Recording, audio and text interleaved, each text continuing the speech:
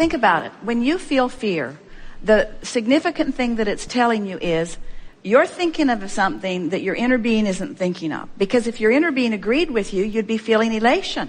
We really don't think it would be a good idea for you to fill your hands with Novocaine so that you could just lay them on the hot stove. I feel no more pain. It's so much better now that I have numb hands. Very odd smell, however. It's good that you have awareness that you are focused in a way that is not good for you, yes? So don't move through fear. Acknowledge it. Acknowledge it. Take the bounce. In other words, because when you're feeling strong fear, you really, really know what you do not want.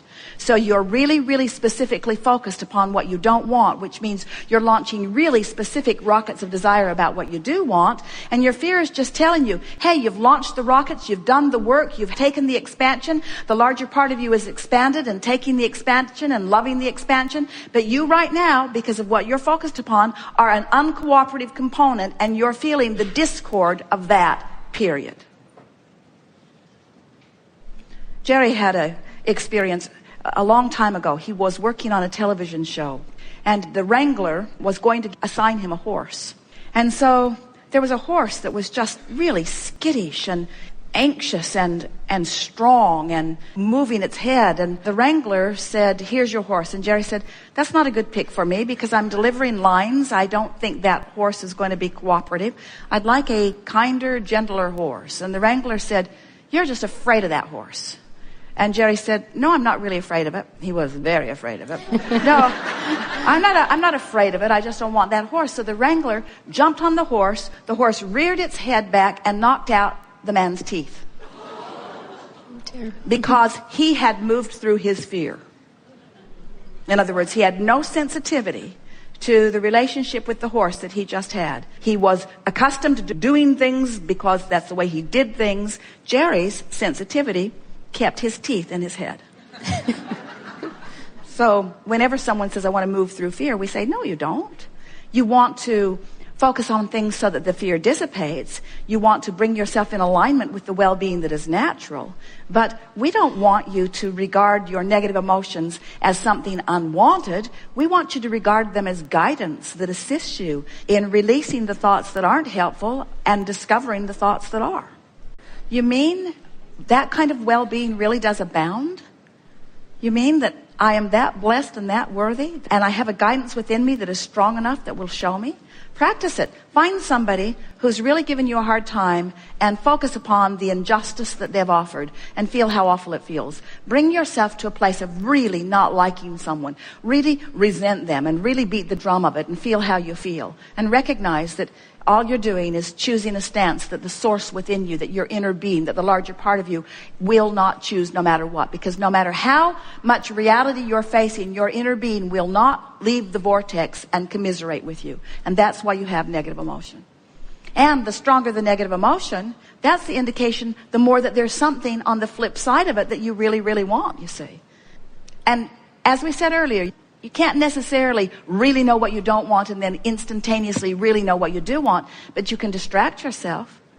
So it's better, rather than hitting it head on, to change the subject, to get off the subject that is agitating you or off the subject to which you are feeling so much fear, and try to find something that you feel better about. Often, when you really don't feel good, the best thing to do is to meditate or to take a nap or to do something to break the evil spell of the point of attraction just a little bit. We're kidding you about the evil spell thing, you know, but to break the point of attraction. So this is the point of what we've been talking about today. You've heard it all day long from us, is that it's far more productive and far easier for you to find yourself in the vicinity of the vortex and then milk that a little bit than to go from a fearful place and try to move into the vortex, because what you've got going on vibrationally is just going to reflect more back to you. If you're in a place where you're really feeling fear and someone says push through it, maybe what they mean is just hang on, because you cannot maintain that level of fear for a very long time because you're going to be distracted with life, you're going to be distracted with sleep. In other words, this too shall pass.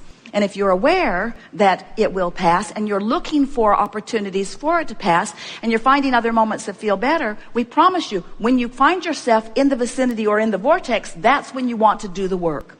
So the way you release fear from your experience is by replacing it with confidence and certainty. The easiest way to release fear from your experience is to find something to love, something easy to love, and focus upon the fact that you love it and how much you love it. It really is about the amount of airtime that you've been giving to things. But you have been living under a misconception, as have most people on the planet. Most people think that stuff just happens, and when bad stuff happens, and you look at it, and you have to, that you're going to feel fear, and that there's not anything that you can do about it. And we want to say, even under the most fearful of conditions, you don't have to feel fear because you have the ability to change the subject. So why wouldn't anyone? This is a big question that we want you to consider about yourself. Why wouldn't anyone be willing to change the subject from a fearful one to a joyful one? Why would you not be willing to do that? Because you don't believe in the vortex? Because you believe in reality?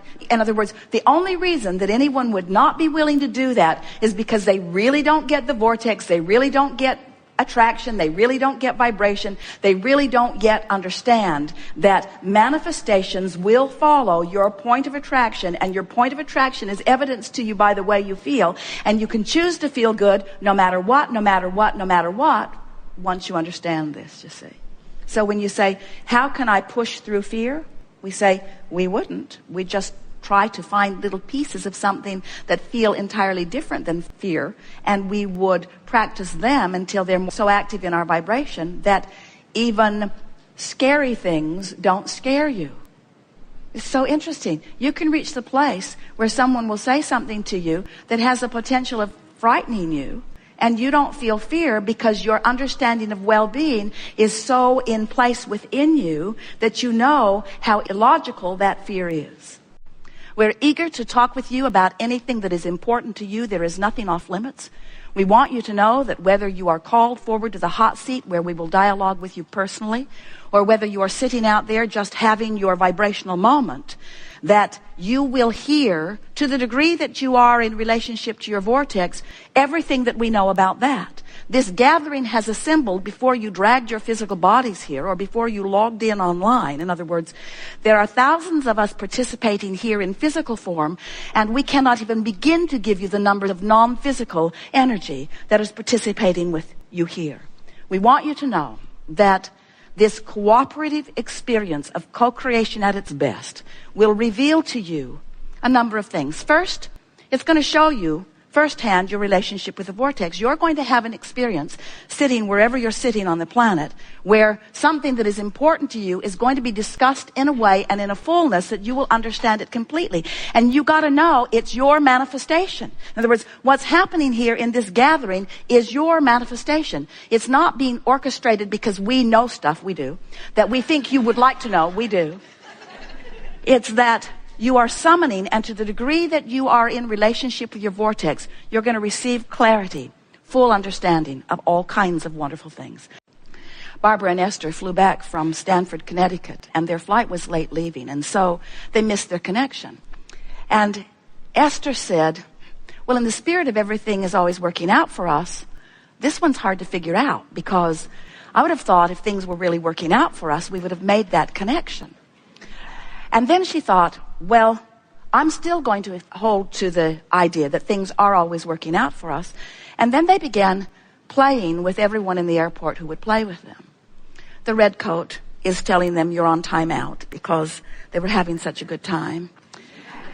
And then they got on a flight flying into San Antonio with a flight attendant who was, without question, the most remarkable and funny, not just funny, hilarious, not just hilarious, fall down and die funny, that they had ever met. The flight wasn't full. They were in the first class cabin. They had most of it to themselves, just a few random strangers who were not having anything to do with Peggy because Peggy was just too silly for most people. But she was not too silly for Barbara and Esther, and she proceeded to entertain them in ways that we cannot even begin to explain to you. Until for the 3-hour flight, Esther and Barbara laughed nonstop until they were hurting. And even people who were having none of Peggy are now laughing because they are egging her on. Esther said, I would have missed 15 flights to rendezvous with this comedian. So now Peggy is telling them everything about every passenger on the airplane, which is completely unprofessional, but really, really funny.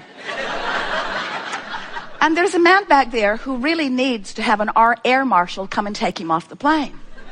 But Peggy doesn't like the inconvenience of that. And she's pretty sure that that kind of language doesn't rise to the level of returning to Atlanta. And Esther and Barbara are agreeing with her. And so she's just reporting in on what's going on. Esther offered to go back and sit with the man if it would help, but it turned out it was not necessary. And then Peggy is referring to the old people over there and the old people over there and the old people over there. And Esther said, you might kind of want to stop that because that's going to come back and bite you in the butt one day because we're all moving through time. And then Peggy was having such a good time entertaining all of them that she forgot to give the in-flight announcements. And so Esther said, please bring your tray tables and seats to the upright position. And a man who was not having anything to do with Peggy said to her, you might want to take your seat. And she said, do you see treetops?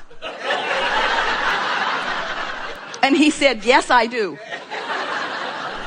And then Peggy realized that not only had she not given any of the announcements, her kitchen was still all open. So she is closing doors. Oh shit, oh shit, oh shit, oh shit, oh shit, oh shit, oh shit, oh shit, oh shit. And then Barbara and Esther see her fly across the walkway and into her seat just as the plane lands. And Esther said, here's my card, Peggy. Call me when they fire you, and they will fire you.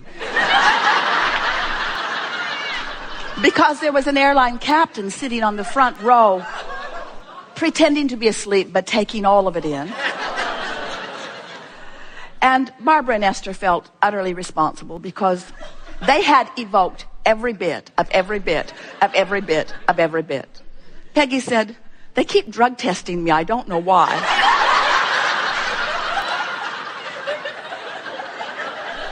And Esther said, I think that cucumber and tomato diet you're on is fermenting in your stomach and turning to alcohol or something. It could be something like that. So, would you have wanted to miss something like that? Wouldn't you have been willing to roam around the Atlanta airport for an extra hour so that you could rendezvous with something that you will never forget as long as you live, that will be a source of vortex entry and hanging in there?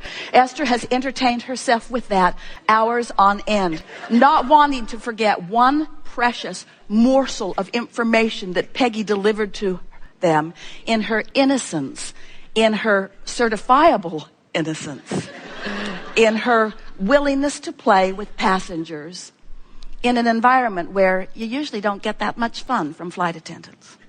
So we're just saying that if you begin to watch for the manifestations that are occurring, Esther and Barbara know we could not have been in a better place, because you can't have that kind of experience if you're not in a really good place.